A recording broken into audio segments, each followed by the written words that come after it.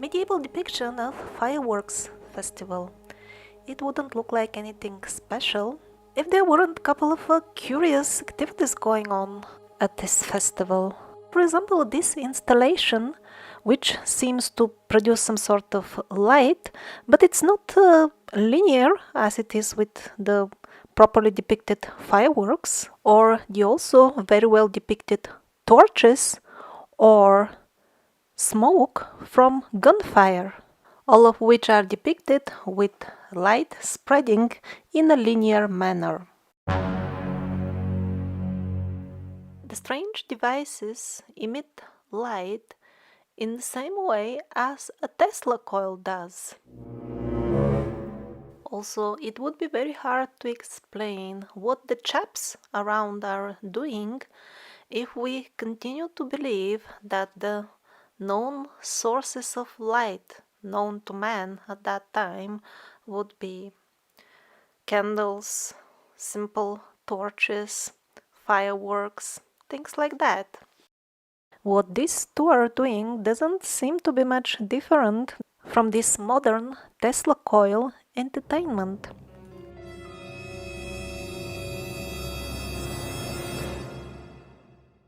And indeed, the medieval illustrator did a very good job with the details. Do you notice that the swords are not straight? They are flame swords. In the various lands of Europe, similar names would be given. Flambert, Flammert, Flammenschwert, Flamberger. All of the names obviously pointing towards their main quality. They would make flame. And not just any flame, not like the flame of the fireworks or like the normal light which goes in straight rays, but exactly Tesla coil style flame. They are manufactured till date again for entertainment. They bear the same name and they look the same, and probably even the technology behind them is probably similar as well. Here the zigzag is not on the outside, but is still visible in the technical sketch showing the principle on which they work.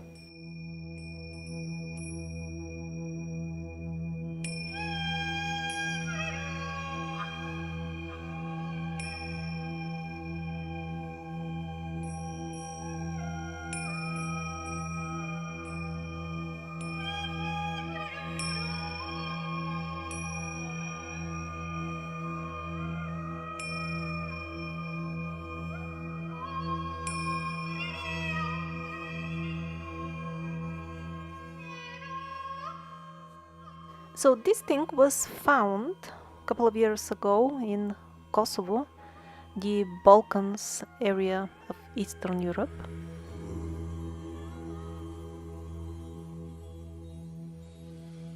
So, apparently, even our top pride, our modern electronics, even they seem to be nothing new.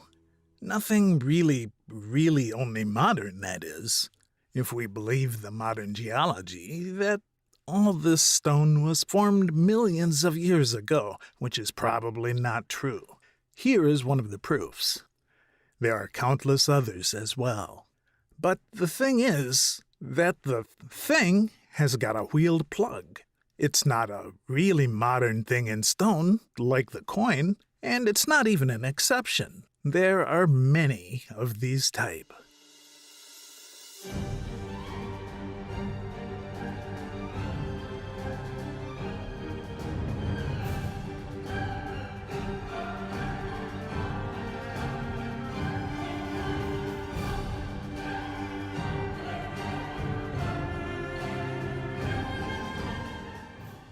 And although in this case their very small and precise size is the only surprise, here in Siberia they were even made with nanotechnology. And again, a lot or maybe even everything of what I've shown you so far does not belong to some lost, wiped out civilization. It turns out we knew a lot about electricity even a few hundred years ago. And not just a lot, in some respects even more than a common person on the street would know nowadays. And the modern man is somewhat like this creature which has zero interest into inquiring into the science which stands behind the building of his home, or at least the metal part of his home. It has decided to limit its existence as far as the straw goes. In the same way, the modern man will sometimes walk into a church, and this will hang above his head, but it will never strike him that it not only looks like some sort of a scientific model, but it also could have been used as a technical device with some very practical application.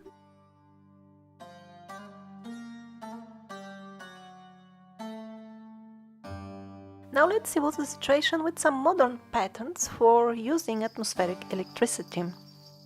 Doesn't it look familiar, all these domes on top of one another?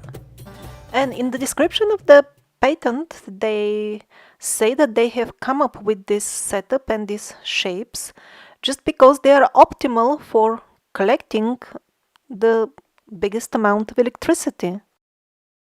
The domes are described in detail in the patent. They must be hollow and interconnected in that way with each other exactly like it is in the churches. And then look at the antenna of this modern church. It's exactly as the older crosses in Christianity, before they introduced the well known Christian cross. This is how it looked like. And if you are not satisfied because the crescent is missing in the old cross, here I would offer to you a really good looking crescent, exactly as they should be. So, we continue with this fully functional setup of the patent. We have a hanging metal element, which is, of course, present in the old temples as well. Churches, and not only churches.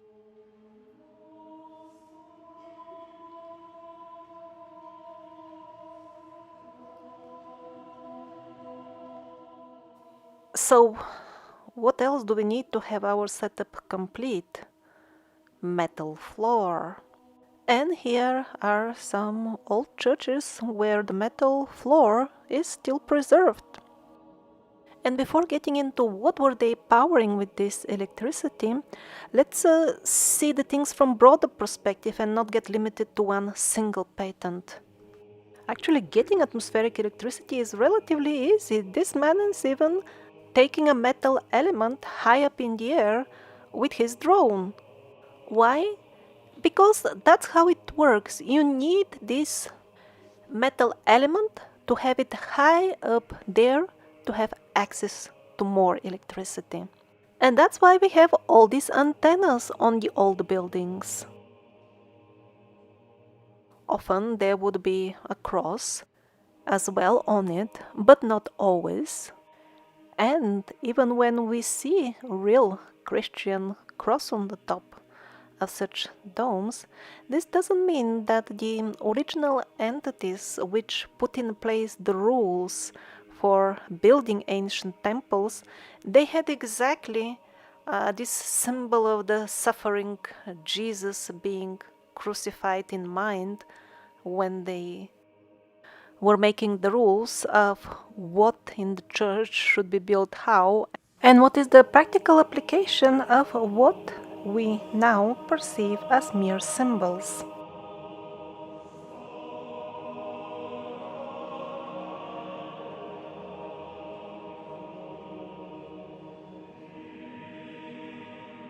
So let's see again the sketch of one of the patents for modern atmospheric electricity power station. So everything we see here are already very familiar elements from the antique or so-called neoclassical architectural styles.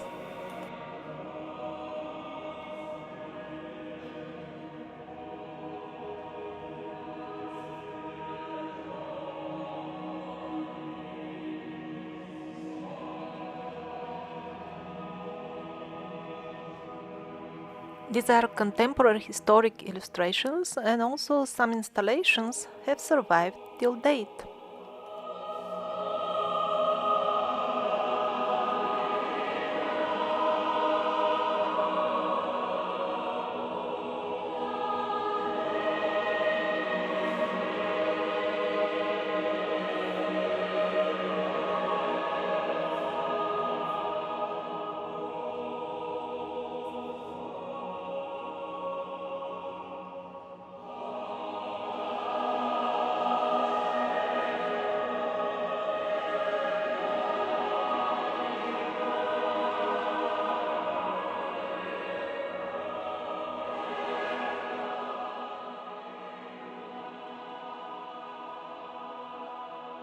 Even as close as year 1889, we see very curious machineries at the technical exhibition in Paris, which was the most famous showcase for all the cutting edge technologies at that time.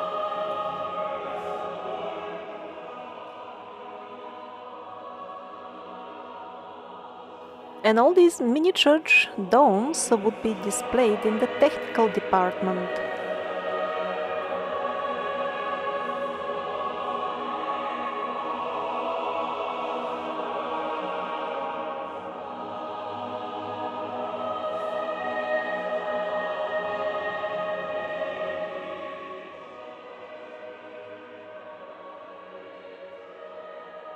The situation at other similar exhibitions of the same time period is the same. Were these functional installations for collecting and using atmospheric electricity, or were they just cargo cult, imitating without understanding? This, for example, looks like some sort of cargo cult to me, still carrying the antenna. What once has been a functional antenna is probably now just a kind of a religious symbol. The first and most important thing that we have to do if we want to start understanding the ancient advanced technologies is to first of all abandon the deeply rooted concept that we need a very sophisticated device to get high-tech results.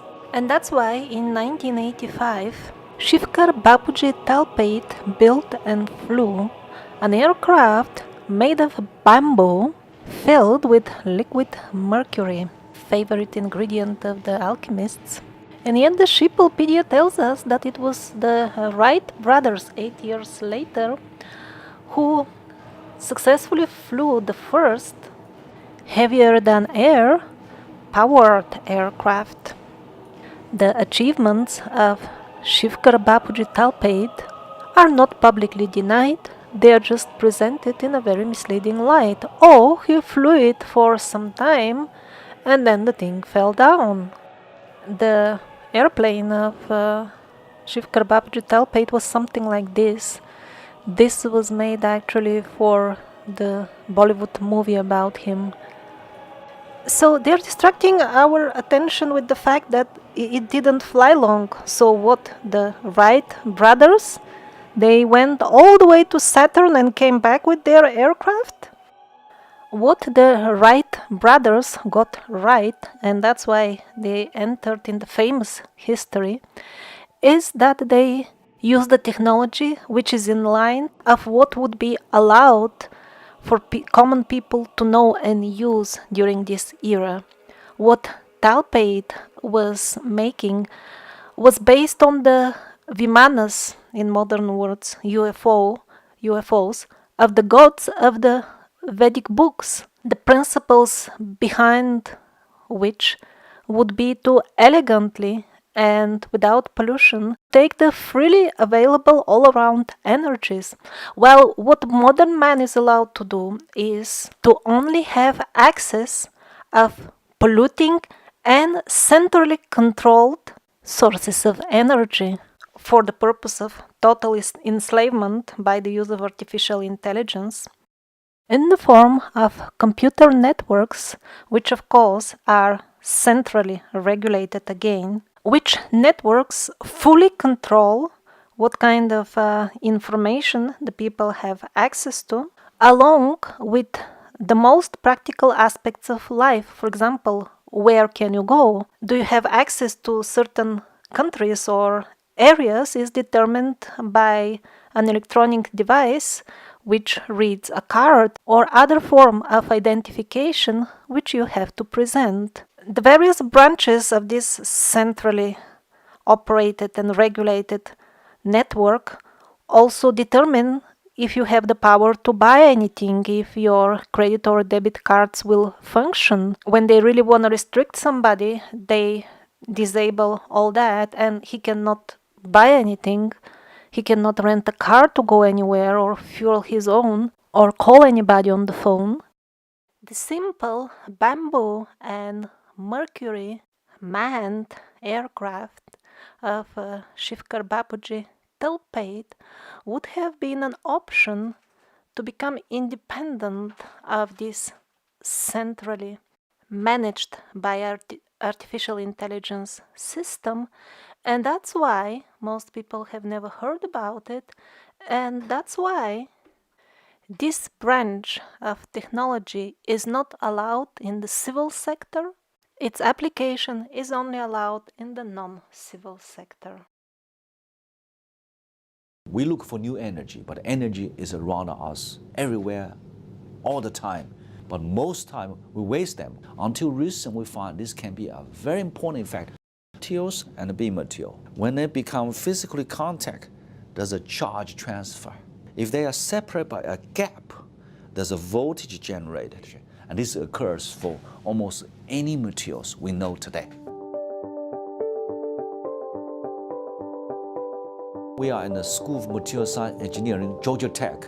We have invented a new energy technology. I believe they're going to change the world we live in the near future. When we first invented this, the output was just 3 volts. Today, our best can be 10,000 volts.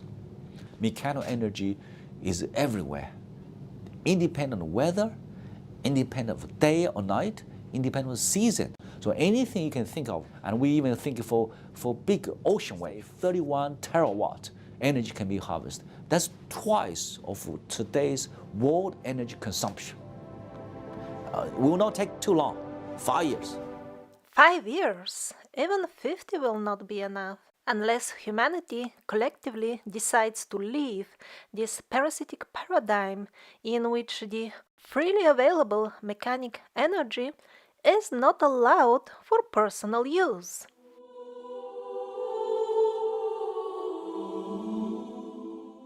So what are these Vimanas that I mentioned from the Vedic books? These are exactly what now we call UFOs. The only difference is that in Vedic times, people were in contact with those who flew such aircrafts, while the modern man prefers to live in ignorance and says it is a mystery and closes his eyes while browsing the photographs from the Second World War. The only ones which are still publicly available showing people who were manufacturing UFOs. If you're not familiar with this subject, I would recommend getting familiarized as soon as possible, because with the speed with which they remove all unwanted information from outlets like YouTube, soon maybe even those images may not be available.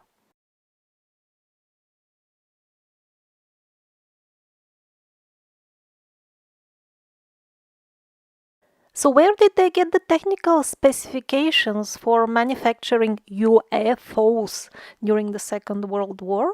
Again, from Vedic sources, this is one of the people who were employed in translating for them and making the Vedic concepts understandable, because Sanskrit is very difficult to translate. And interestingly enough, surprisingly or maybe not surprisingly, if you search for the word Vimana in his official, quite long biography on Shiplepedia, the search results are 0. All these intricate, endless carvings at the Vedic temples, actually they contain many vimanas, but for a foreigner they might be somewhat hard to identify because they somewhat resemble small houses or some sort of decorative pavilions. Here we've got a couple of UFOs parked just like that in a broad daylight. Many of the pyramidal or dome-shaped towers or domes of the Vedic temples are actually entire huge vimanas. It's not just my personal interpretation, this is what people were carving, depicting the god. It moves around with its UFO, its aircraft, and that's why it is the thing that you would expect to be carved in a temple, the abode of the Lord. Here, a Vimana in the blue skies, it's flying. It looks like a castle. So many books are included in the Vedic literature as such. And of course, there are so many mentions of Vimanas, but one of them stands out, and that's Vimanika Shastra. Although it has been dictated in trance some merely 100 years ago, those who wrote it down claim that the ancient rishis were simply dictating through them a very old text. Well, as people say, seeing is believing. The photographs of functional UFOs that we have from the Second World War, well, they're exactly like Rukmi Vimana, one of the models described in Vimanika Shastra. And by the way, something of very similar shape made a crash landing in Pennsylvania, Kecksburg, on December 9th, 1965.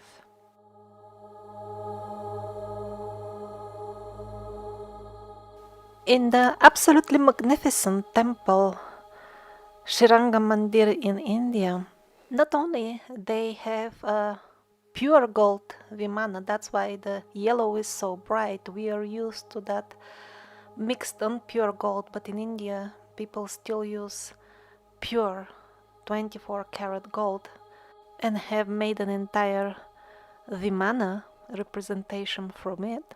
But apparently, according to reports of local people, while they were digging in the area, they found an old, genuine old, and still functioning Vimana, some 10 feet tall, in the underground chambers of the temple. The chamber is currently, of course, sealed.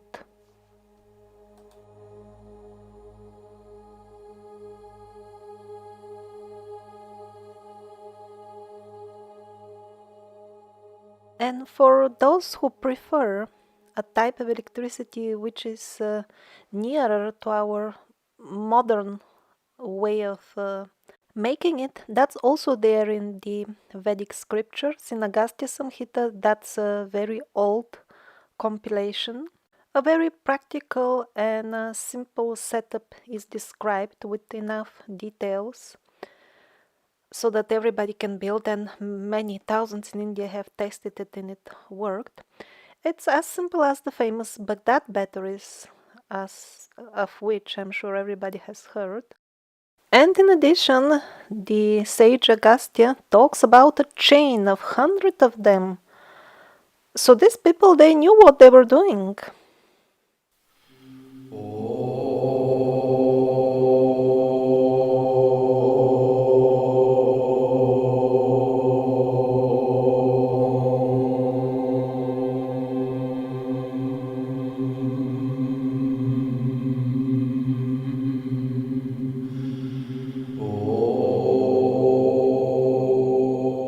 And some of the old high-tech installations still function.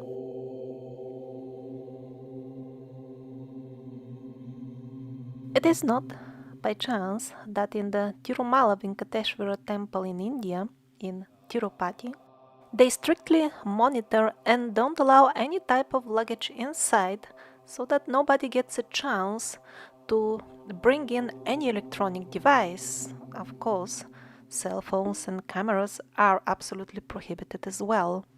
And not just in the temple itself, the entire area seemed to affect electronic devices, and common people are not given a chance to study what is this all about.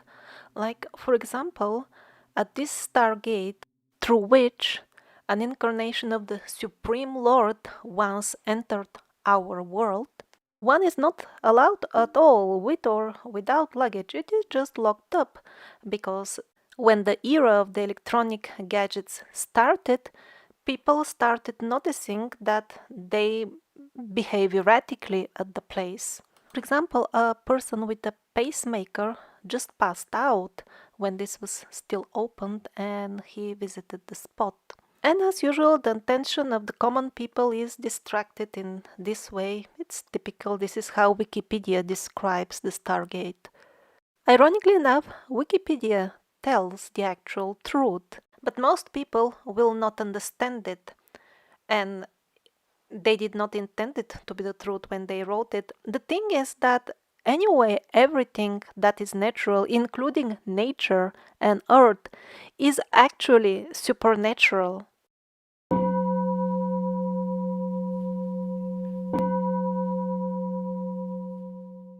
Another excellent example of still functional old technology would be probably the Somavati temple in Sri Lanka.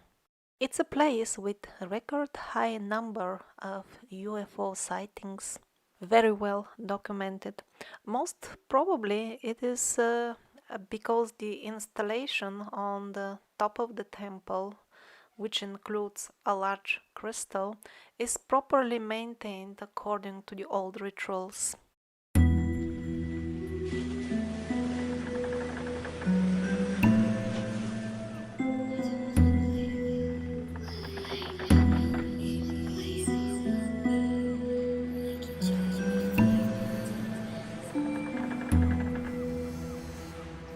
Pneumatic trains. It sounds so futuristic, so high tech.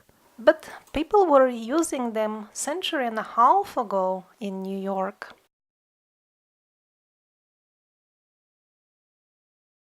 It was fully functional, it operated for some time, and people traveled in style.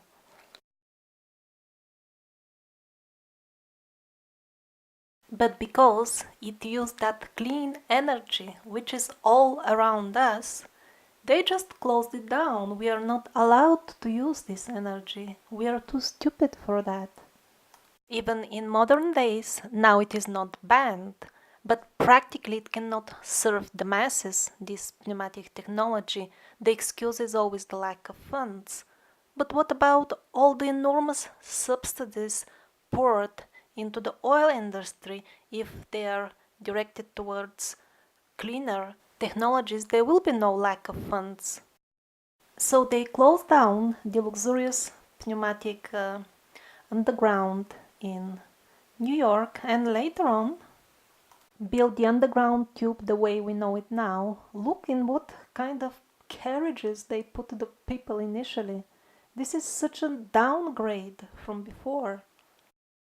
In London, it wasn't that luxurious as New York because they managed to stop the project at even earlier stage, but it was there as well.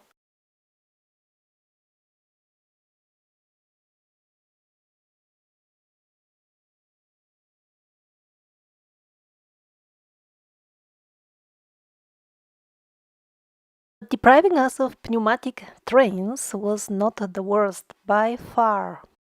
The dirigibles, that type of transport, is not only many times cheaper than airplane, it has many other advantages like smooth flight. It can offer very easily spacious cabins for scenic travel. Also, it is much safer than airplane travel, as confirmed by the modern tests as well. But since the parasitic forces want us to work like insane and use only centrally controlled polluting technologies, what they did was they filled one of the biggest dirigibles in the time when they were still in use. They filled it with flammable gas instead of helium, which they knew is the gas which should be put in the airship, and this is the result. They did not have to wait long for the tragedy to happen. People died, and after that, the effective smear campaign started about how unsafe the dirigibles are. And by killing people, by emotionally traumatizing the masses, of course, they stopped the dirigibles, the airships. Of course, there are still some dirigibles, even modern models. They're very good, they maneuver very well, they're very safe, economical, but since they're not accessible for the masses, the situation is under parasitic control, so they're okay with it. And how can they make such fools of us? It's very easy. When people watch TV, they enter a hypnotic state. Then the minds of the hypnotized masses are tuned with false suggestions according to the current agenda of the parasitic government which is in charge of the given sheeple. Let's take the electric cars as an example. Just see computer graphics, the green color, and then they show you the electric plug. And then many people think that electric cars are really eco-friendly, while what they do only is export pollution from the cities to the regions where the electric power stations.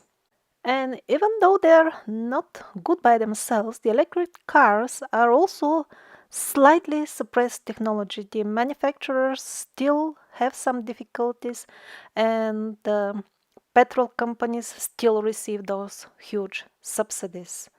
So, why the parasites are somewhat against electric cars as well? They are centrally controlled, they are polluting. Well, the thing is that it gets very close to the attention of many people.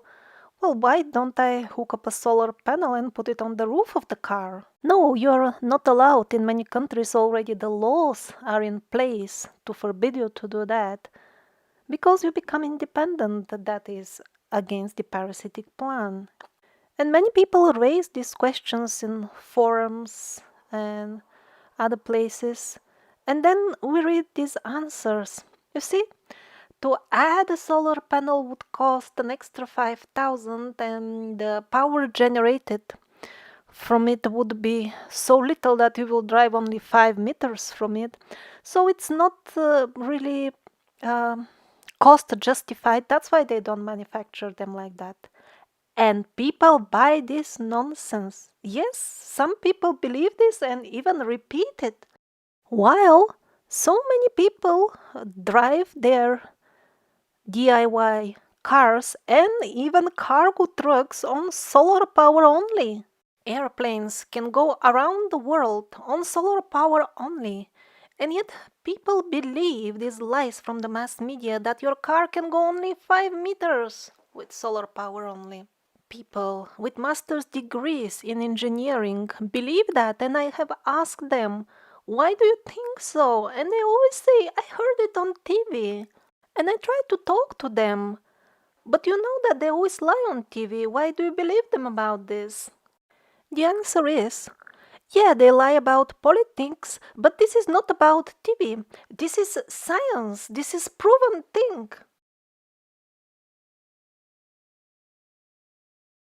Not to even mention how many people have demonstrated again and again functioning models of cars powered by water. Usually such inventors disappear or get murdered rather fast. And all types of vehicles like this one, hybrid, magnetic, or only magnetic, very rarely we would barely manage to hear about them before they disappear together with the company which manufactures them. The commercial models of very cheap solar cars are ready since decades. But no, there will be no mercy for us, at least in near future. As long as we collectively remain in this parasitic paradigm, the plan is to make us suffer more and more and thus lower our consciousness to animal level. That's why we have this artificially engineered financial crisis and many other things, like, for example, the lab made terrible diseases which they try to spread all the time.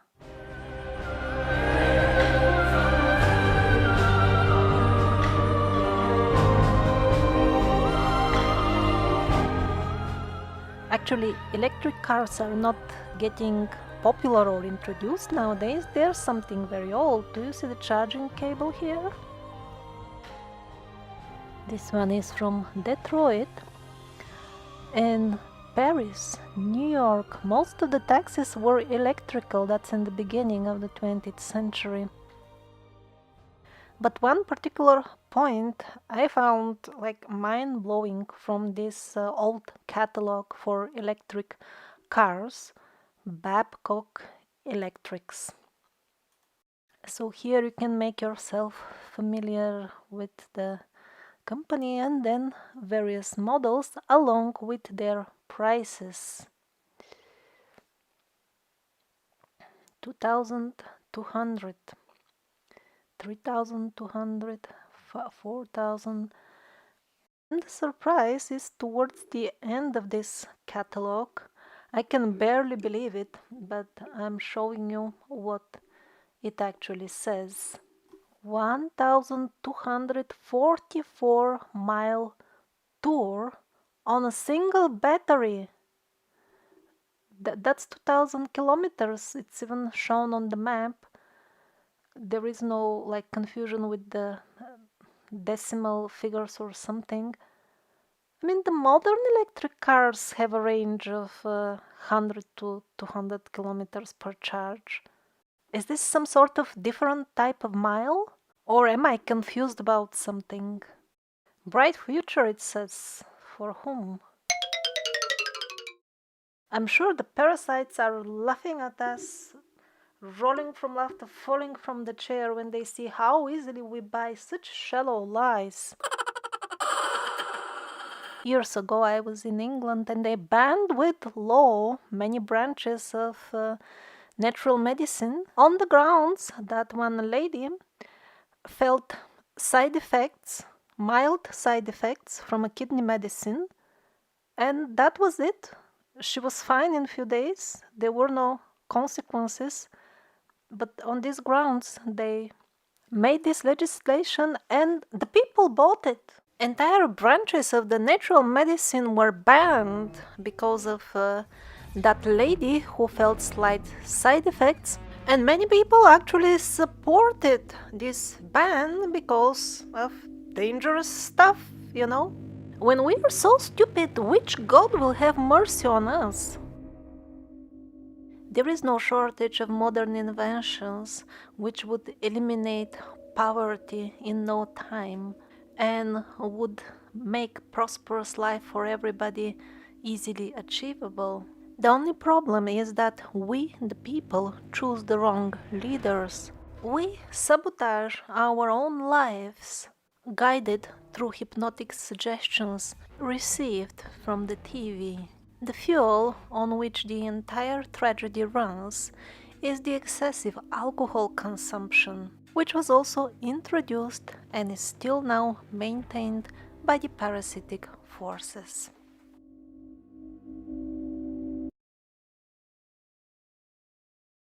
Here the trams are also very interesting. They don't have these things on the top like the usual trams. At least I have seen in my childhood they get fed with electricity from the top, while these seem to get them from their rails, or are they on batteries or atmospheric electricity? God knows.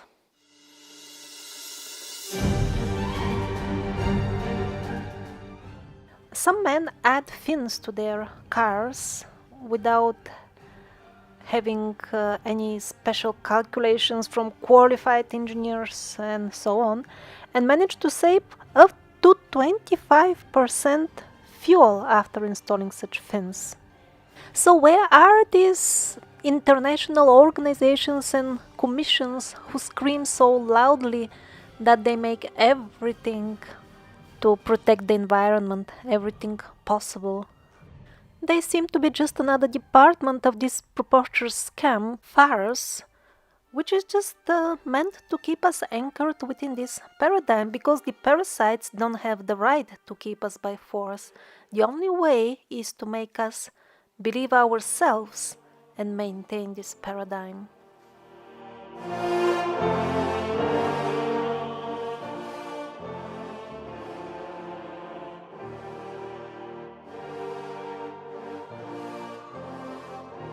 Here, this man made a solar car himself. He cannot drive it at places. It's just against the law.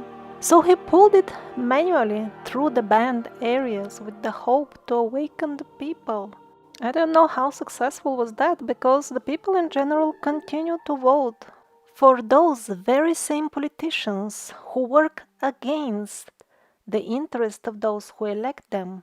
And there are other type of politicians as well. Simply the people are too short-sighted to recognize them and to care to vote for them.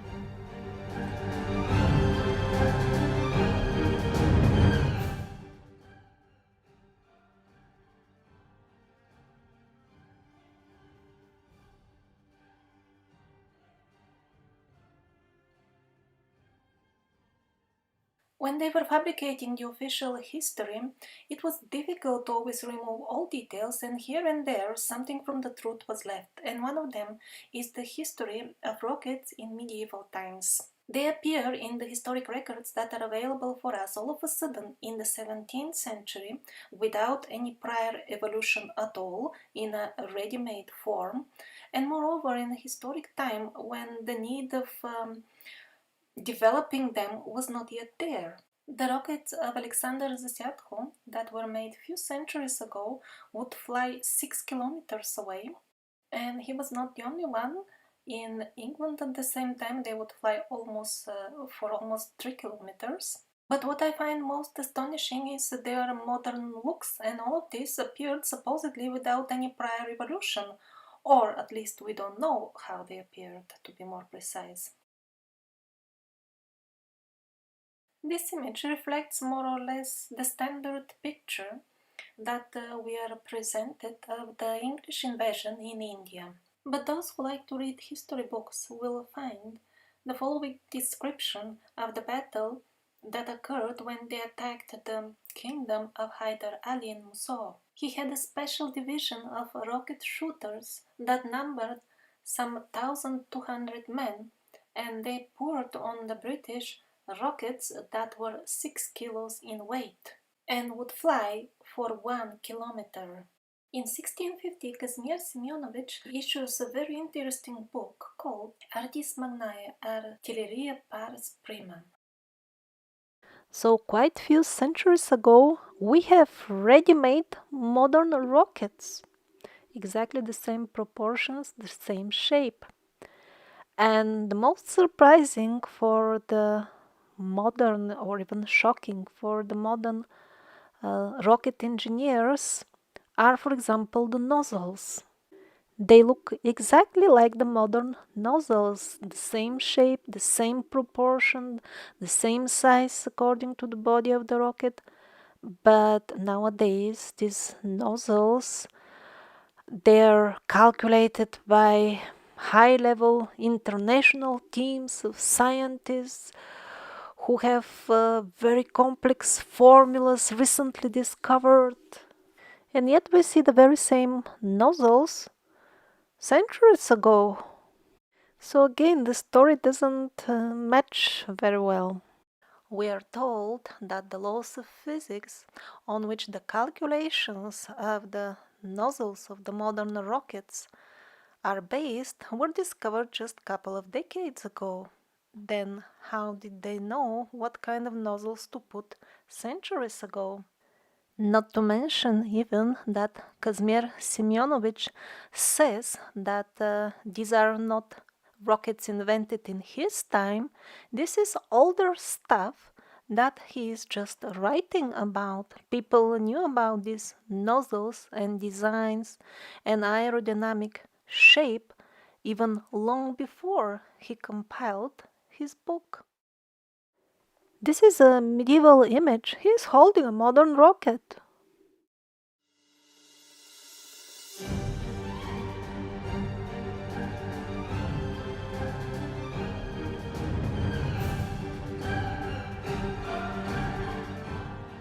The famous Dendera light bulbs. And also all these types of buildings were always told they were places of worship based on their looks and the inscriptions found in them. But as far as the looks, they are not that different from those of some neoclassical electric substations. Or maybe the colorful decorations. You get that as well. Actually, most likely they were both temples and at the same time some sort of power stations or substations. It's hard to say what kind of power exactly were they transmitting, but if it was electrical, probably it was not wired.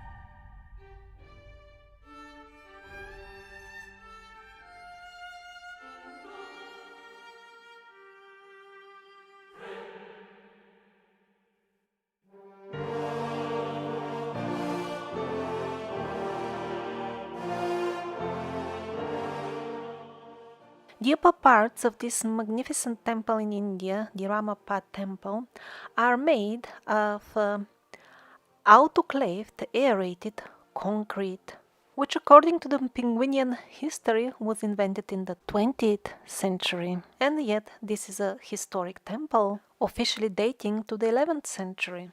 The stone of which the upper part is made doesn't only look like aerated concrete. It definitely has all the proper properties of the aerated concrete. For example, it floats in water.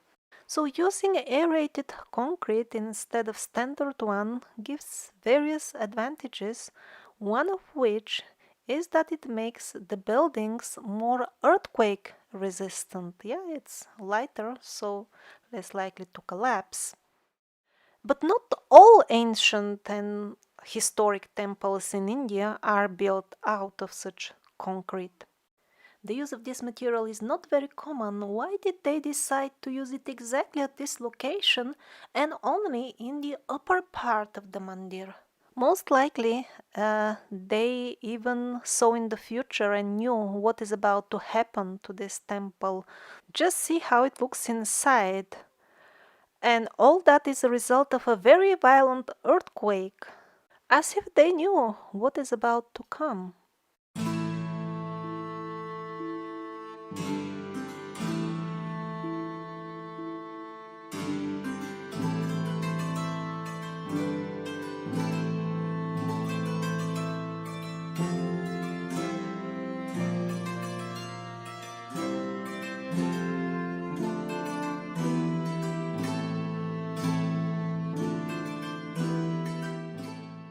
The historic accounts of ever-burning lights, lights which don't get extinguished by wind or rain, are quite few.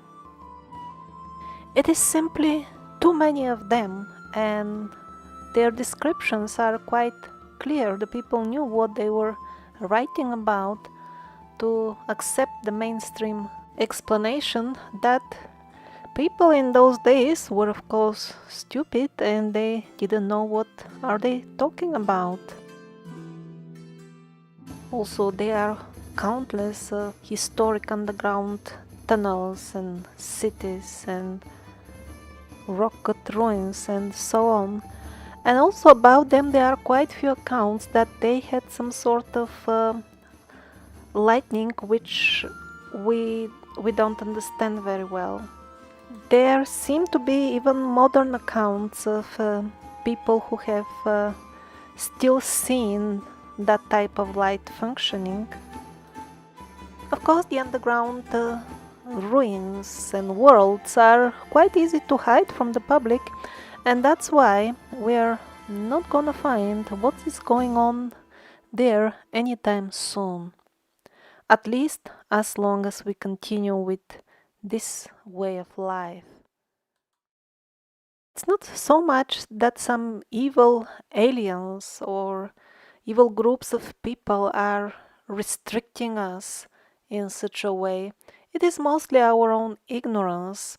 For example, let's return to those magical swords, the medieval magic weapons, literally, because a lot of what they did was also due to the spells which they would usually put in them. So how did the spells work exactly will be probably a subject of another series of videos, maybe even longer than the entire survivors. But let's take even a basic thing. Before the warriors would go to fight, before a battle, they would always recharge their weapons by sticking them in the ground. And that wasn't some sort of superstitious ritual, but something very practical. Those who are aware of the benefits of what we now call earthing will immediately understand that the technology that these fighters were using for charging their weapon is not much different than the technology we use now to recharge our mobile phones. But this was a common knowledge back then. Even common people knew how to connect to Earth and channel power directly, while what percentage of the modern population actually uses earthing or understands well how it works? I guess less than one.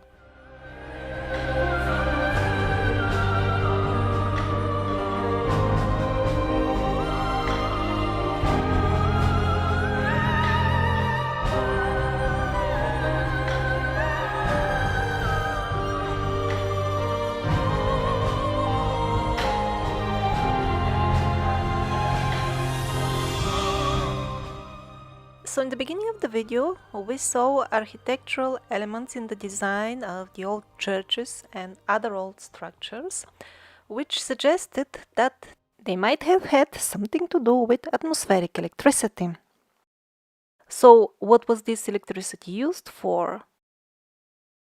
In the old temples, including mosques and churches, there were kind of glass vessels hanging on metal elements attached to the ceiling. In Russia, they were called молочные шары, which means milk bowls. I don't know what was the Western name, but they were mentioned very often in the old Russian literature. Even some photos have survived of the last functional milk bowls. This is when they're lit up. But they're not oil lamps or some sort of candles. It's the liquid itself which glows. It may or may not be connected with the atmospheric electricity collected by the dome. And then here you can see them empty. As you can see, they're good-sized vessels. Although to us it may seem that they were kind of a lightning solution for the temples, this wasn't their main function, it seems, for the people who were using them at that time. According to contemporary sources, they were used for holy fire. Now, I personally don't really understand, was the holy fire from Jerusalem kept in such vessels? Was the liquid of the milk bowls activated by that holy fire? That special miracle fire with which people wash their beards and hands and faces, and it doesn't burn them in the first few minutes after it appears in a miraculous way in Jerusalem. So, are these vessels being lit up from that fire, or was this like a name used for any holy, like sacred fire? Because the substances which were put in these vessels were also magical substances. They were sold in, as far as I understand, dedicated shops for such things, and there were quite few of them. But subsequently, with the church reforms, and as the church was getting more and more divorced from its original mission to expand people's consciousness, they also gradually removed or maybe even banned these holy fire vessels, the original function of which, besides lightning, was apparently also to awaken like telepathic abilities, increase intuition, and in general widen the spectrum of perceivable reality around us. So, as the churches and the temples were turning more and more into a tool of narrowing our consciousness, of course, such simple devices were being replaced, or maybe they made it gradual, maybe they were just diluting the substances which were put in the jars, adding colorants, all kinds of poisons and stuff, and they wouldn't work anymore. Electricity was used a lot in the past. Those who have invested interest in hiding the true history from us can very easily hide its usage simply because it didn't always involve this excessive wiring as it does nowadays. So the artifacts are not there, at least the artifacts that we would expect to find. For example, this is a very interesting video. Two chaps, one of them runs through the other 1 million volts. Don't try this at home, they know what they're doing. They did it safely, that's why they survived it. But the boy through whom they run the electric charge, he was doing all that stuff which we would describe as biblical miracles, like thunderbolts coming out of his fingers when he points at something, moving objects, light objects, with his remotely with his hands. In other words, the usage of electricity in deep antiquity remains mysterious for us. First of all, because the hardware involved was probably quite different, and mainly because its applications were quite different. People were using it for different things, they had different interests in life, they were more aware of the multidimensional nature of their own selves. The spectrum of the reality was much wider for them, and that's why when the limited modern man tries to comprehend or understand what was going on, he will usually hit a wall. We will be unable to understand the practical aspects of their daily lives only after we learn how to see the universe through their eyes, through their mentality.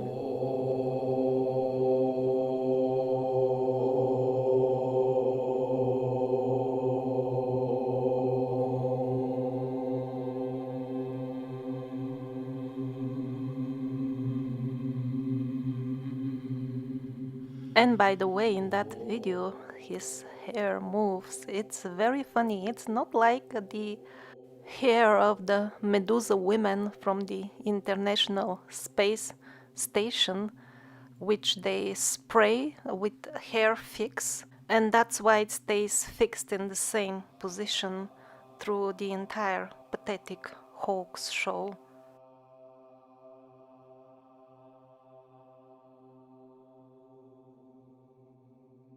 So in the beginning of the video we saw architectural elements on the top of the buildings which resembled modern installations for collecting atmospheric electricity. But resembling and having functional installations are completely different things. So some of these buildings are pretty recent, were the people as close as a couple of 100 years ago using atmospheric electricity in their homes? Or were they just imitating ancient things without understanding their essence? And if it was just an imitation, then were the ancient prototypes functional then? Talking about historic atmospheric electricity, most people have heard about Nikola Tesla, but not much more. But in this 19th century book, we find information that actually these attempts to use atmospheric electricity were more or less always there. Chapter 10 of Basics of Meteorology and Climatology. The chapter gives an overview of the attempts to make use of the atmospheric electricity during the 18th and 19th centuries. Various setups were tested, including metal rods put at high places and even kites and balloons. I really like this illustration from this book. Every house has got its own balloon feeding it with electricity. But most of all, I like this illustration. It is exactly in the chapter dealing with atmospheric electricity, and it illustrates in particular at what height it can be harvested most conveniently. Here they specifically explain how high churches can reach different layers of the atmosphere and how much atmospheric electricity can be collected at those levels. How many of the modern people are aware about this stuff? Not necessarily in relation to churches. What about the building in which they live in? And not only about the atmospheric electricity potential of that building, what about the electric wiring in the building itself? That affects directly the health of the residents inside the building. Recently, I published a video based on this book dating to the very same period. Although I published it as a fiction video, many elements from the description of the journeys of the soul from one body to another seem to be not that much fictional after all, because in the last few decades we have this new, at least for us, new scientific tool of the past life regressions, which is nothing else but an old, revived shamanic tool with which we can recover verifiable information of what happens to the souls after and before they inhabit their current body. And a lot of the details that are new for us, because they come from this very recent source, they are already in this trilogy, which contains the description of the other planets, or if you prefer, planes of existence.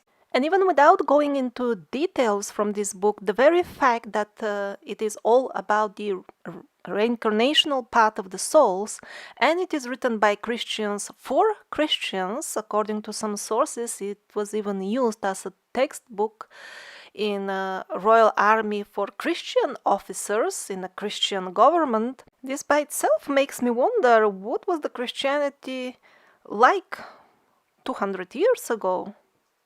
It is not a secret that the early Christians had this doctrine of the reincarnation. It was part of their belief. And as the original teachings were gradually distorted and corrupted, reincarnation was given less and less attention, and at the end it got completely rejected. Certain divisions, subdivisions of Christianity remained true to these teachings of the reincarnation up to the 18th century. That was the information I had before. But now with this 19th century book, we don't find just mere hints. The very process of the reincarnation is the basis of everything that is happening. I'm giving this example with the reincarnation just to show once again that even a couple of 100 years ago, people knew much more than we think about many areas of life. Here are some robots even.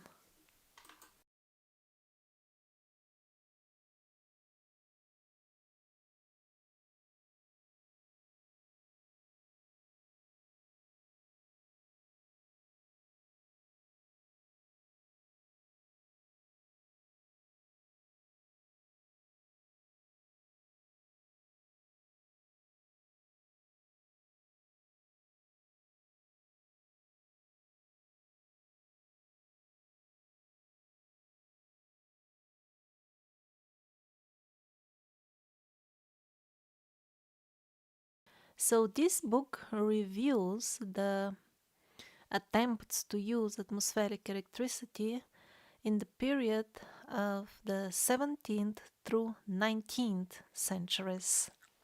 And as far as the usage of electricity in the times before that, before the 17th century, not only we lack information because we can't just go and open in the library books from really old times. We don't have access to them, mostly they are hidden. But even if we had access and we could read them, we may not even understand them fully, because the most common situation was that we had tribes with relatively simple lives, which were given very high knowledge about the electromagnetic nature of things, of reality, by higher sources, by the gods, and providing lighting facilities in the houses of the tribal people was not usually the priority of the gods. With the help of advanced electromagnetic techniques, people would acquire mystic powers, they would get access to other aspects of their self, or they would get healed or rejuvenated in a manner that would look miraculous to us, the modern people. And also, they were taught how to use this higher level knowledge of electromagnetism to maintain regular connections with the deities. Basically, the temples are places for very intensive exchange of electromagnetic energies. Sometimes they recharge people, they charge them with energy, sometimes they harvest their energy. And the earlier example of the holy place in India, which affects modern cell phones and pacemakers, is a very revealing one. It shows that something powerful is going on electromagnetic level at that spot, and yet we don't see anything resembling the modern electrical gadgets.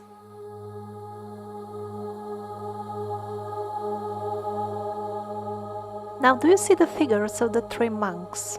Judging in relation to their height, the door behind them would be some 4 meters high, let's say. That's a quite good size for a door. At least for us, but not for those who built the original door, which was closed at some point to make the 4-meter door. The original one must be at least 8-9 meters. That's the height of a 3-4 storied building, just the door itself. Interesting, I wonder if it was made so big, reflecting the actual size of the people who were walking in through this door, the original one, or was it just the level of their self-awareness expressed as an architectural element.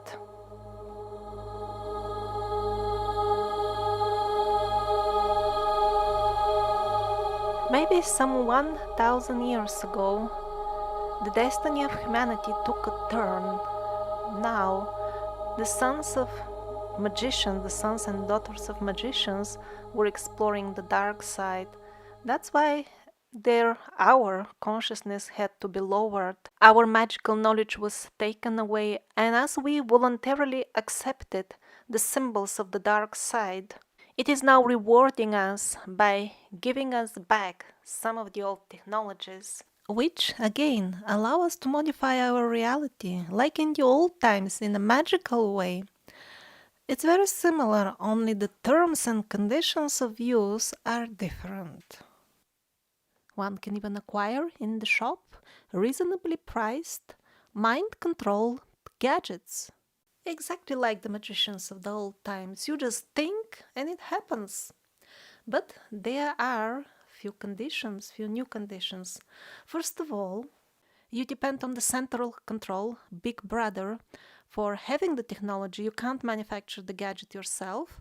And even when you acquire it, you can use it only as long as you are connected to the central artificial intelligence, which controls everything on Earth. You will have to report to this central artificial intelligence. It can be, for example, in the form of a required internet connection, or by registration. You have to submit your credit card details. You will be asked continuously to create online accounts to verify that it is yourself. That's because the artificial intelligence monitors you all the time, and in addition, these gadgets which read your brain waves, they not only read them, they can also influence them, which is also nothing new under the sun, because influencing the thoughts of others without their direct awareness and with malevolent content, that it's called simply black magic, that is sorcery. And they always make it look like as if this is some sort of new invention that has never been seen before, while they're just reviving the old techniques, selling us back what they stole from us centuries ago. The price that we have to pay is the most valuable thing for them, our psychic energy. It has nothing to do with money. It is only the small pawns on the bottom who are after money, those who execute the plan on the ground, those who pull the strings on the top. They print money, they can manufacture billions for themselves, and they do it just with few computer clicks. They cannot be after money. They are after something else. And the gullible people gladly pay the price. For example, if you search for divine in the Google brainwashing machine, this is what comes up. This is how our psyche has been distorted beyond recognition about what is good and beautiful and desirable. And as we curse ourselves with our own thought forms when we call for the angels, this is who will come, and they will do whatever they consider angelic.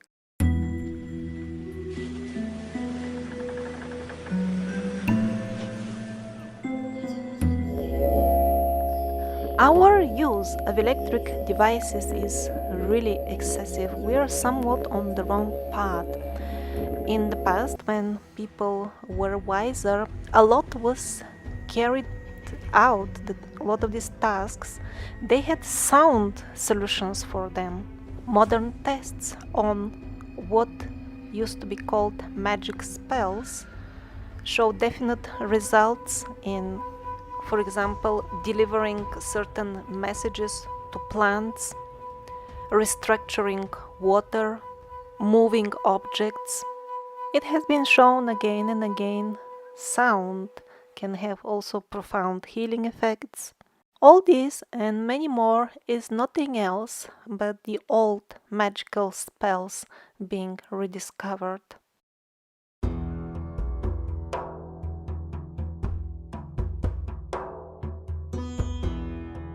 So Nikola Tesla was not discovering something new as such. He was simply consciously or unconsciously bringing back the old knowledge. Of course, he was a mystic himself. Tesla style installation was recently set up in US, but of course it has nothing to do with attempting to benefit the lives of the people who have financed all this with their taxpayers' money. What to speak of the benefits of this installation? They didn't even see the need to tell even the local people in the town what are they building.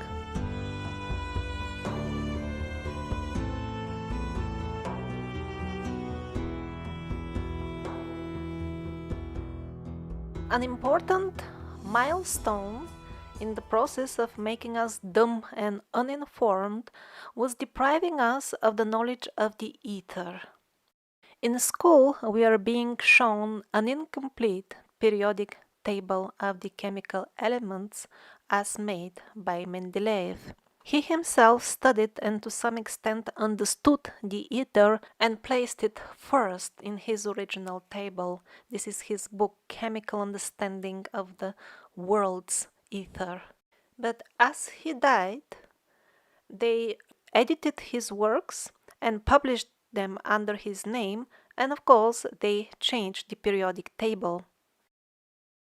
And then when modern scientists observe various phenomena related to the ether, they're forced by the paradigm in which they are artificially placed to search other names for them. They put them in different categories even when they don't belong there, or make up some fantasy categories like black holes, antimatter, black matter, orange matter, green matter, mystery, unexplained, and so on and so forth.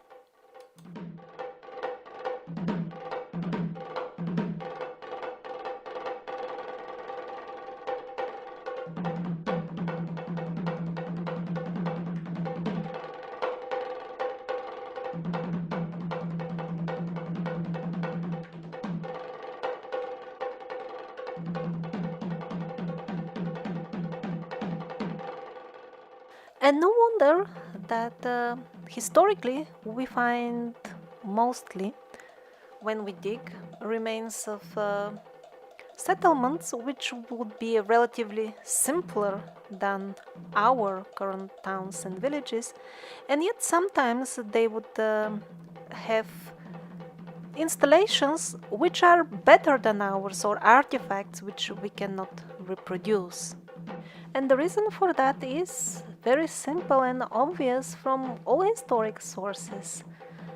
People did not discover gradually things as they always tell us in school. It was all given by divine sources. For example, the first emperor of China, who was extraterrestrial for all purposes.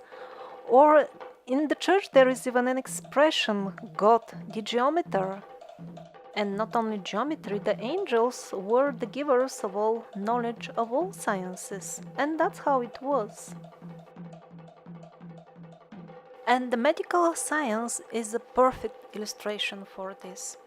Not only we read in the old books about very complex procedures like open heart surgeries just with herbal anesthetics, we also find the traces of that in complex brain surgeries, trepanation. If the people of those times were indeed as ignorant as the penguins assure us, they must have been dying from these holes that they were making in their heads.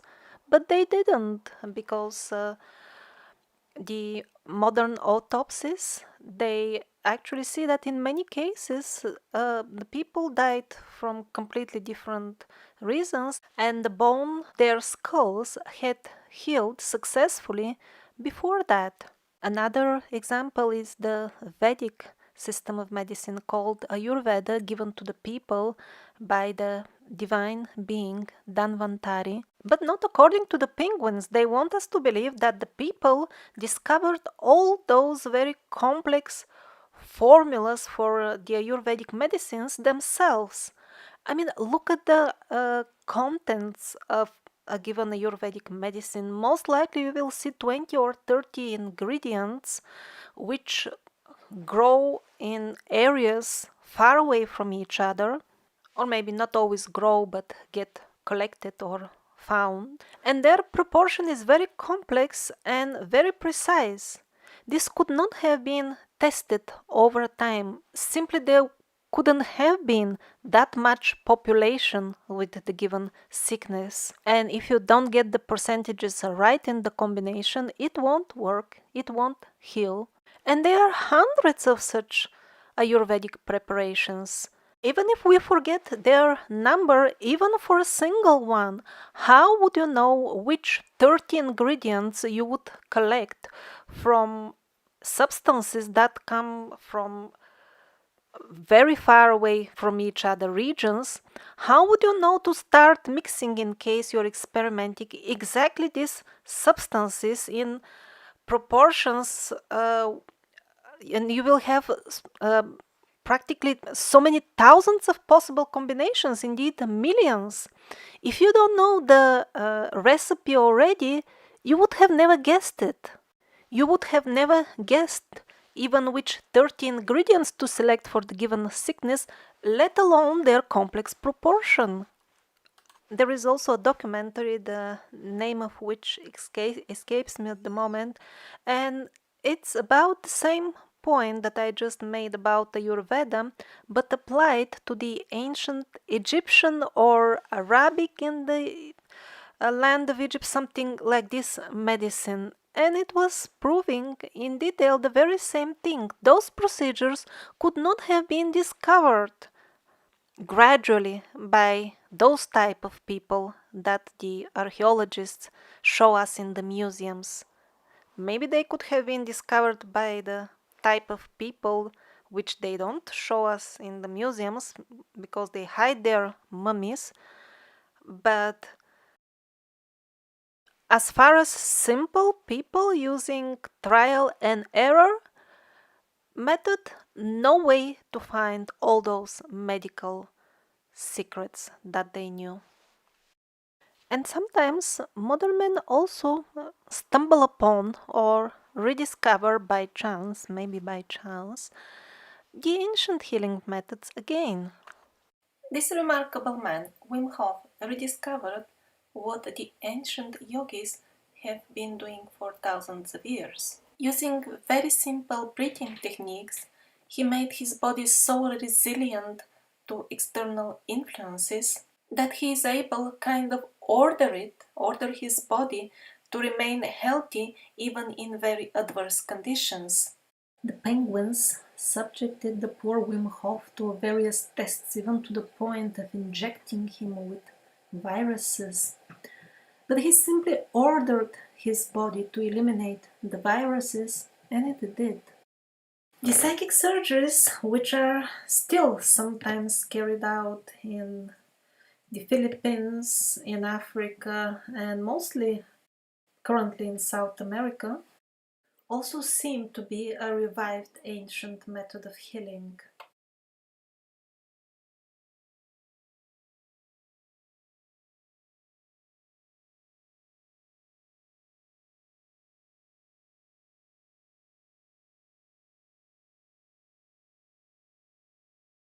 All this is done without anesthetic, and after such major pulling and cutting, in a few minutes the patient is ready and simply goes home without any further complications. The first big study is made by Dr. Seutemann from Germany. She was studying 1,200 patients for 1 year after they were cured in the Philippines. And they found a percentage of 19% of positive healing. 19 or 90? 90. 90. If there are results, so there can be trickery. Important for me were the results. So I was collecting results from the whole world, and I didn't find 90%, but it was very nearby.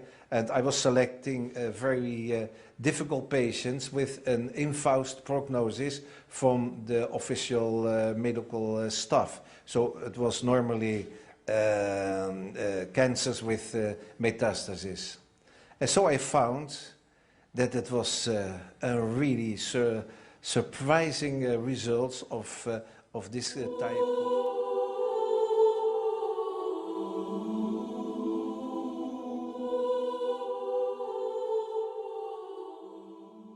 The knowledge of metallurgy and smelting is a perfect example of very simple things, easy to carry out with simple means and achieve fantastic results, but only if you have somebody to tell you how to do it. Smelting, they are telling us, began 9,000 years ago. But how come this is a chemical reaction? Oh, it was easy, the penguins say. You just throw colorful rocks, means ore, in the bonfire. And that is so ridiculous that even some of the penguins themselves don't believe it. And it is not just putting colorful rocks in very hot fire over 1000 degrees Celsius. That is not your ordinary bonfire. You need to make special arrangements to reach such high temperatures. And you wouldn't do it unless you knew what you're doing. But one of the important things is that there is a very specific range. It's not just by achieving very hot temperature. You have to keep it within a range. If you don't, your colorful rocks are not gonna turn into pure metal. They're gonna turn into waste. And at the same time, usually for smelting, you need catalysts for the reactions, even for the very simple recipes that they had in the very beginning. Yes, that can be obtained from simple materials, like special types of bones ground and prepared in a special manner. But how would you know to put that in that cooking pot with the colorful rocks? So for simple men to discover smelting by chance is out of question. And yet the penguins want us to believe that not only they did it, but they did it independently at many spots all over the globe. Well, the chances of that would be very difficult to calculate, but on the top of everything, the penguins assure us that not only it was independently discovered at different centers all over the globe, but it all happened simultaneously. So, the medical knowledge, the knowledge of smelting, are just small examples. All in all sciences and all knowledge were not discovered gradually by the primitive man, they were given by angels and the keepers of the time.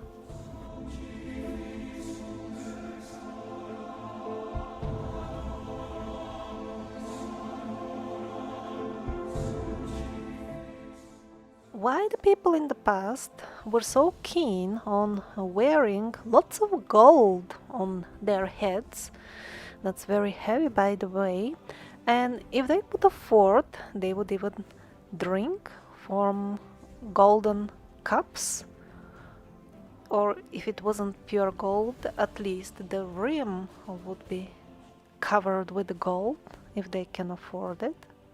The answer which the penguins want you to believe, because they're paid to keep you in ignorance, is just because gold is shiny, looks good, it's expensive, and people want it to feel good looking and show off. But that is only a part of the full picture, and maybe even a small part, because what the people believed at that time is, for example, that the golden rim on a cup would remove the black magic in case it is in the liquid you pour in it.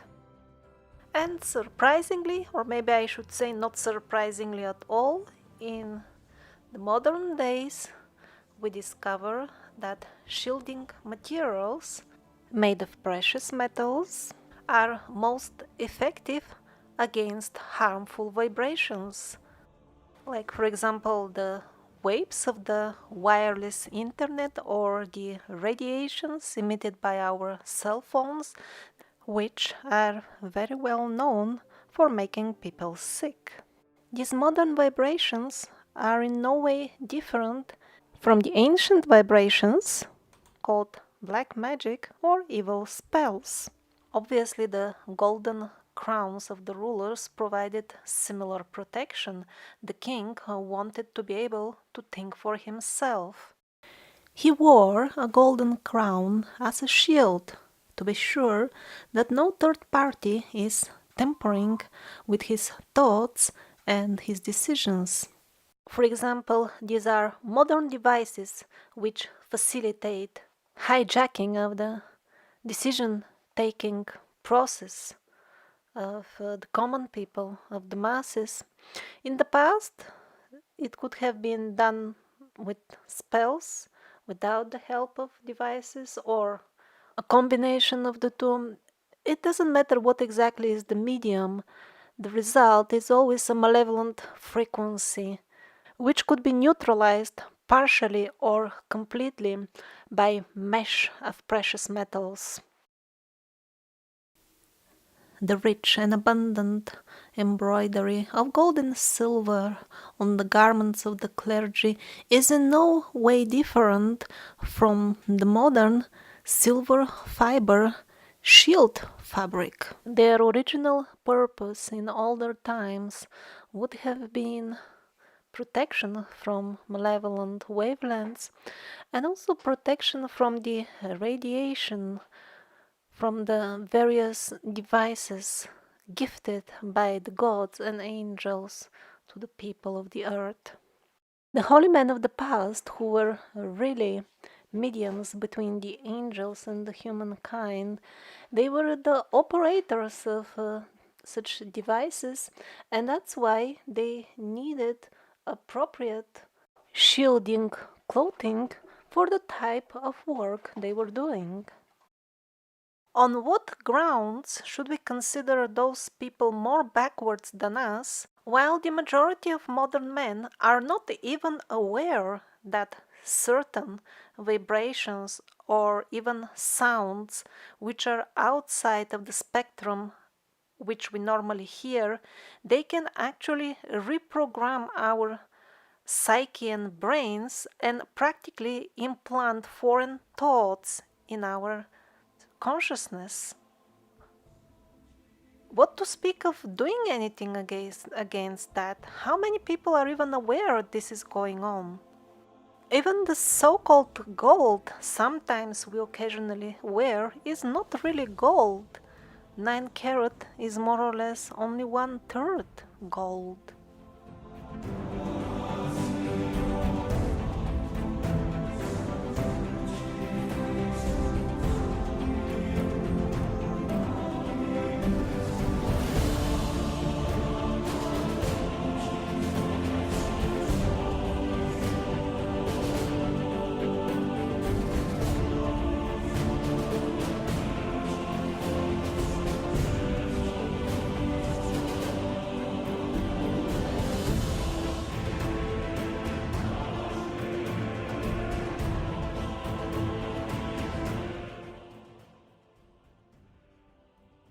Star forts. Is this some sort of Baroque lace for fussy lady or building justifying the needs of a military defense structure? In 2 previously published videos, I showed that not everything that we see on the star forts can be justified with their alleged defense purpose.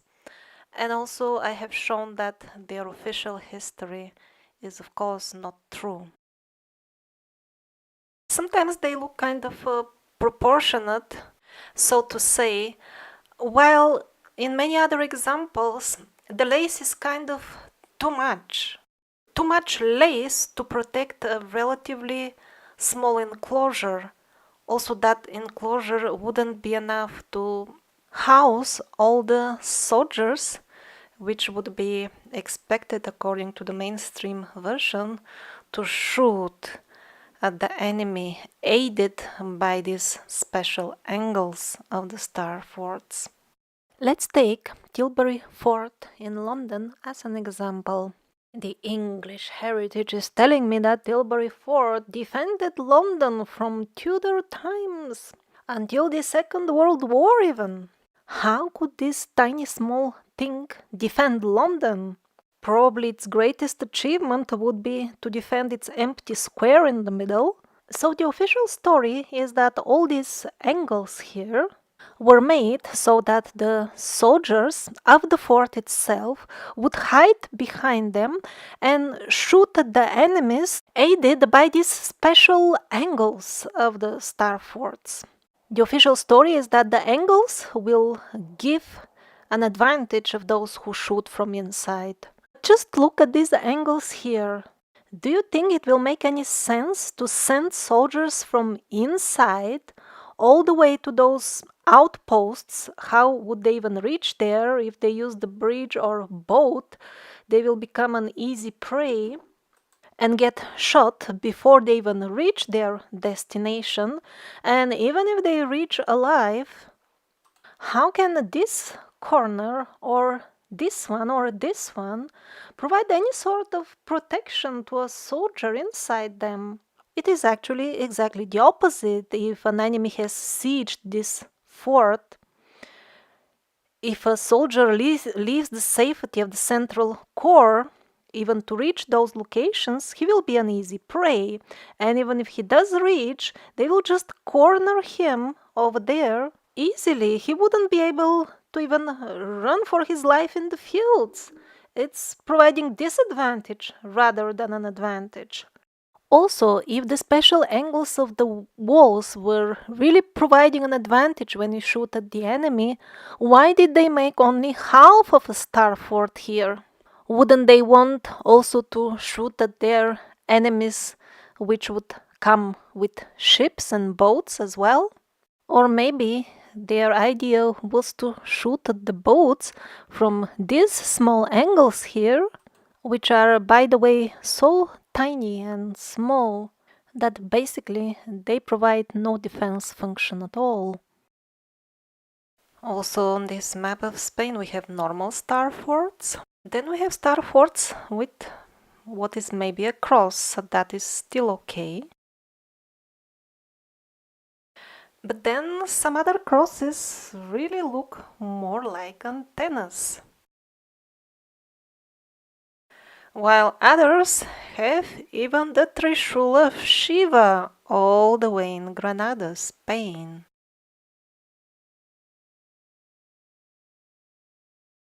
In Lisbon, they also decided it's fashionable, so they also have Trishul style antenna. According to somewhat reliable, let's say relatively reliable channel source, these star forts were actually using plasma technology, or at least that was the case with the one which they viewed with astral vision. They said the actual installation was deep underground, while the people who were servicing the part on the top, they did not understand fully how it functions. They didn't have even electricity in the top part. God knows if that is true, but it certainly corresponds to the overall picture. Even nowadays, one may walk into a temple without being aware or inquiring into the matter that the dome above him or her, together with the entire architectural setup around, actually influence him, sometimes even profoundly.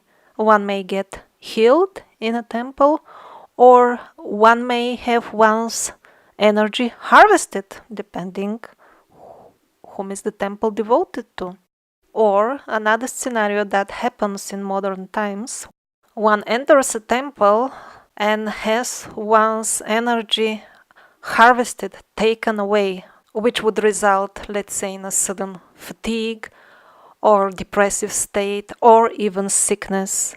while at the same time one is not even aware that one has entered the temple. How is that? Well, as we have covered many times in the videos already, the school curriculums are not based on actual science, but on the orders of those individuals and institutions which are above countries. They are so big, they rule the world. So they determine what the children will study in school and what not. So they take good care to convince most people that all this temple worship is just superstition and people are thinking nonsense and nothing actually happens besides the nonsense they think. While at the same time, the people on the very top who enforce these curriculums, they're very actively busy in shamanic stuff and they themselves are pretty busy with temple worship. This is a major part of their lives. And of course, they don't worship the benevolent protectors of mankind. And often, as part of their sick rituals, they build really vampire buildings which suck out the energy of those who enter them. And just as a side note, this series, The Survivors, is not meant to awaken hatred towards such parties. The real purpose of the documentary is to show the people the path of knowledge, which is the only way to make oneself not susceptible to such traps. Because evil has been created by God to kind of give notification.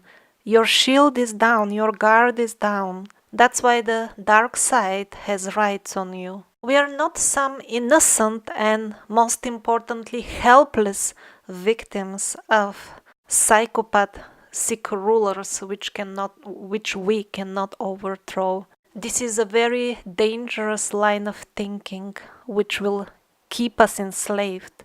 The truth is that although we live in a society, we share a planet, a place, still each one of us lives in a separate reality, and the grip of evil will have different rights for each and every person, depending on how much ignorance he or she allows in one's personality.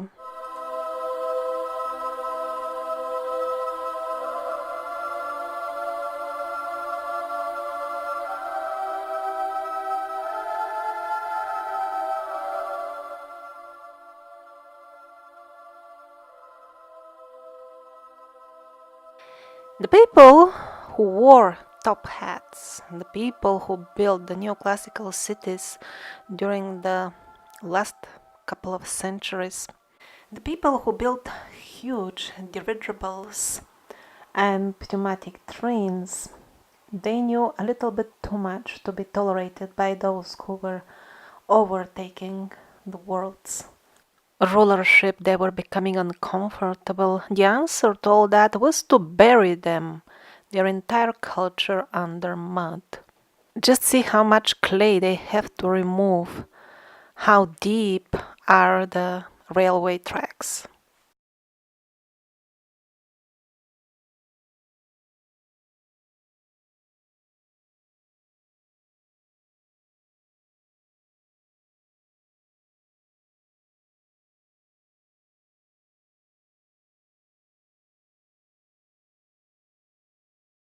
Well, the full story of this great flood of mud will come in the future episodes.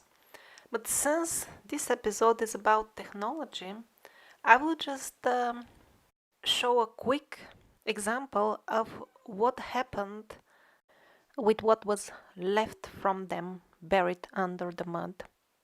It will be about a character called John James Hughes, one of the richest men of his time, an Englishman. So, according to the official version, this man in his golden age, although extremely rich, he took his fine English clothes and went in the fields of faraway Russia at an uninhabited place to build a metallurgical factory. at the wrong place. There was no suitable ore nearby anyway. To make the long story short, I'll skip all the details of how he obtained the lands with frauds and bribe. All those details you can find in this video.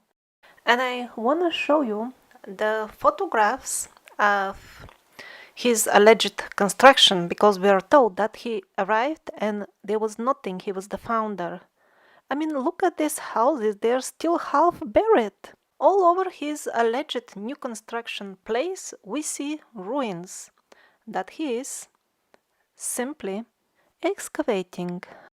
And by the way, it was his personal thing that he was very much fascinated by history. Since he was extremely rich, he used to maintain an entire network of people who would report him from all over the world about any possible interesting acquisitions related to history, including artifacts, old maps, information, or anything else which can be of some value. So probably that is how he knew where to dig. He wasn't building anything new, he was just repairing old stuff. Look at the holes in the roofs of these buildings.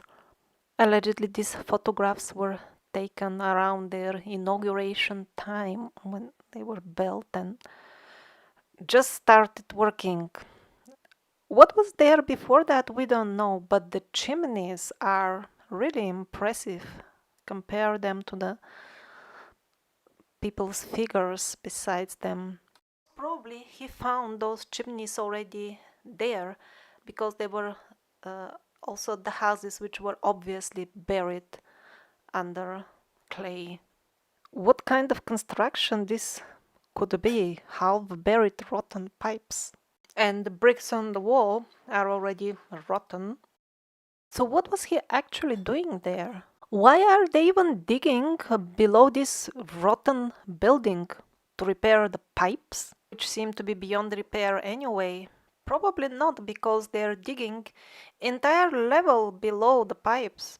Nobody seems to be working on the rotten wall or the rotten pipes. Instead of that, we see that there is a simple line organized to transport something to the surface. Yeah, that's what the people are doing. The women, that's what they have in their baskets. It's a light colored stuff, obviously different from the stone around. Is it just white stone? Or is it something shiny, like a shiny metal? We don't know. Or maybe something even more precious? Like these super expensive materials, looking at the price tags of which, no wonder some people speculate that they can be only meant for export off planet.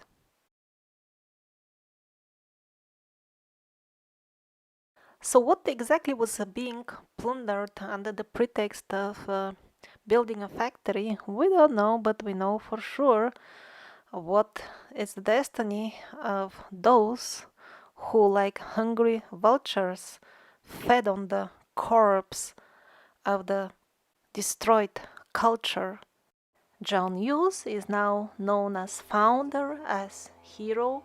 Quite few monuments are built in his honor, coins are minted, postcards, etc.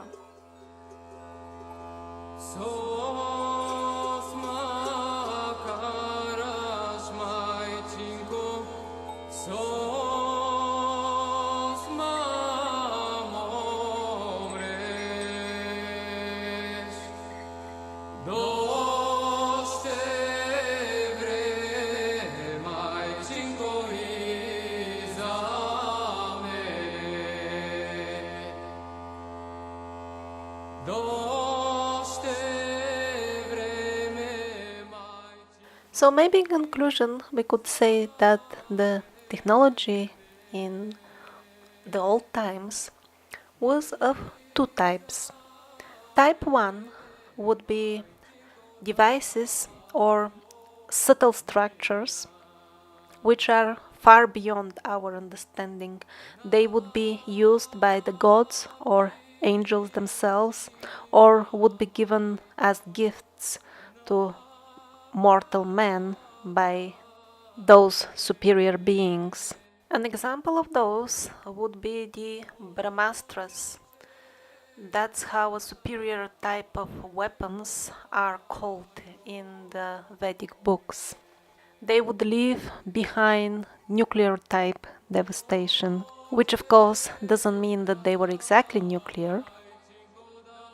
Another example would be the famous Ark of the Covenant, and yet another, the magical shamir of King Solomon, which could disintegrate any material, including very hard stones, just by its, quote, glance.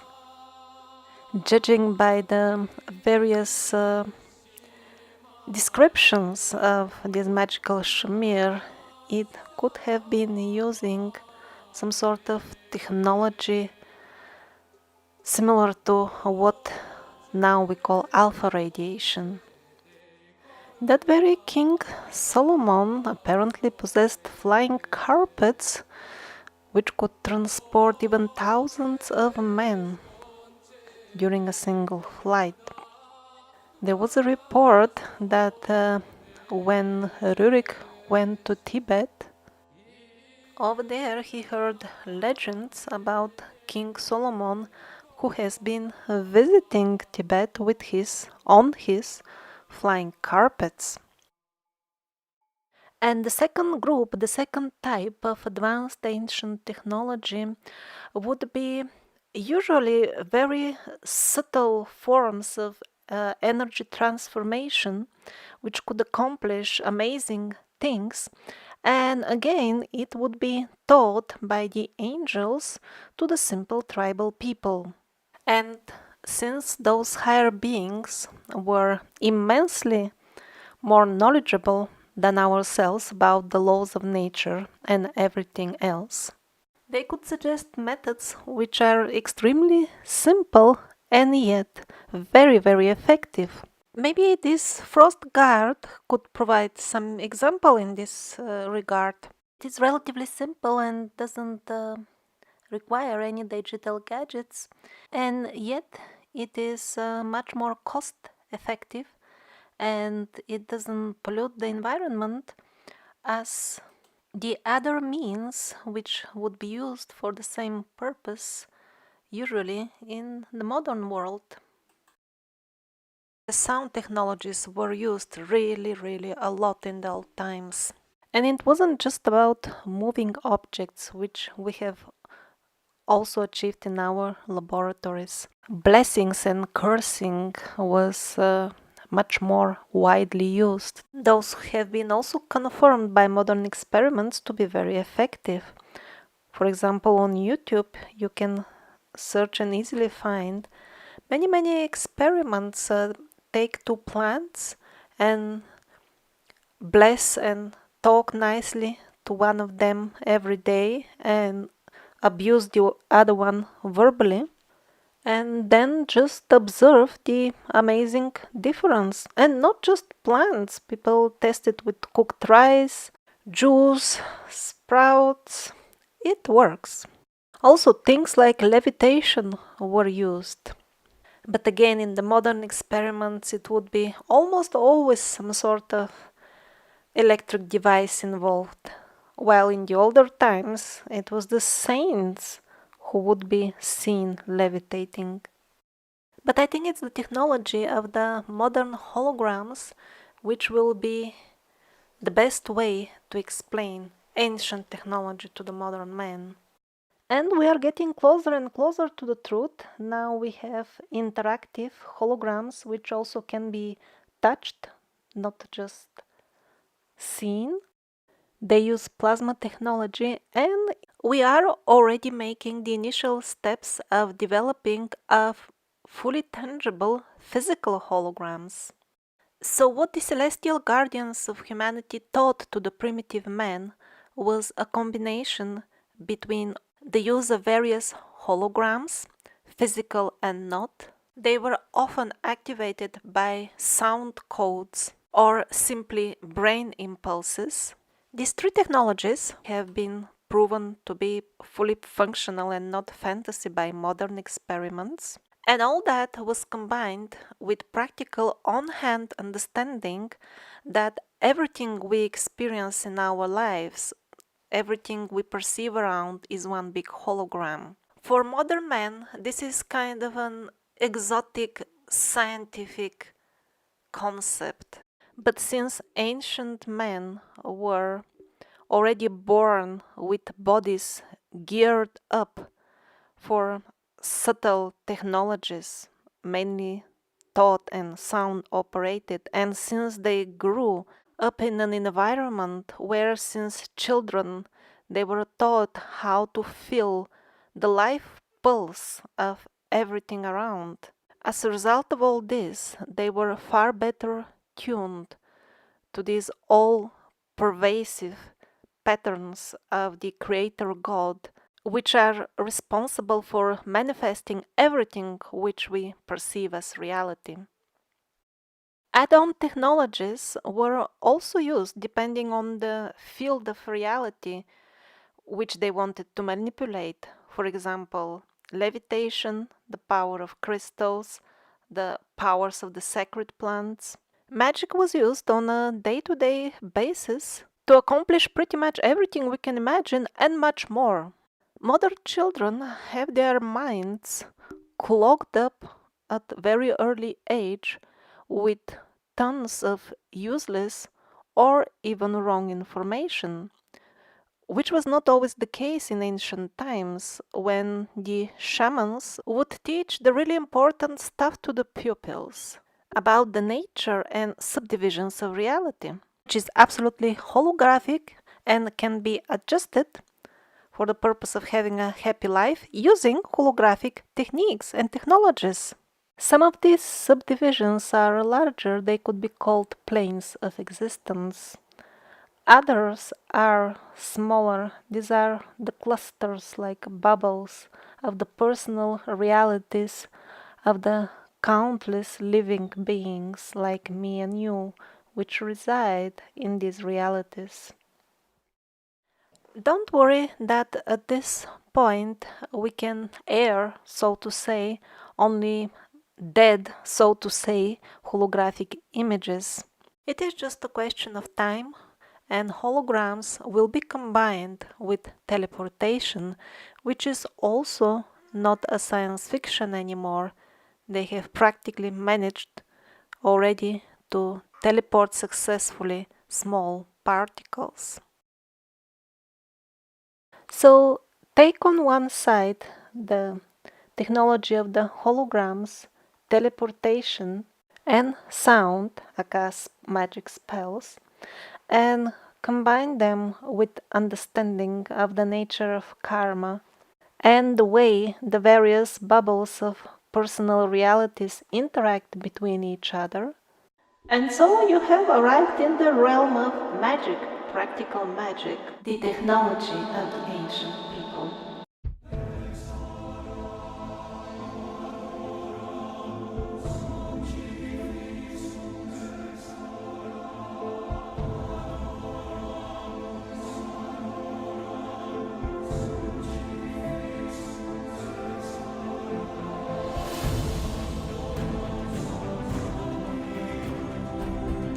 May the Ascended Masters bless mankind.